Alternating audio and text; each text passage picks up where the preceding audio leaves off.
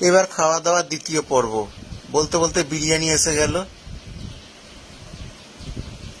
আমি এখন একটু বিরিয়ানি খাচ্ছি।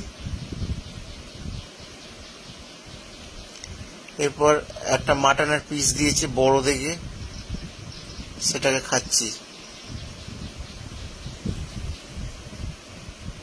দারুণ রান্না, অসাধারণ খেতে।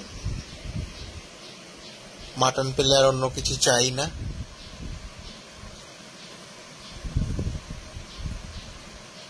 রান্নাটা হয়েছে অসাধারণ।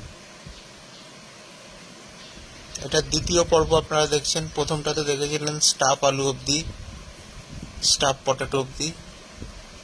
এরপরে বিরিয়ানি, মাটন, সাথে চিকেনও আছে।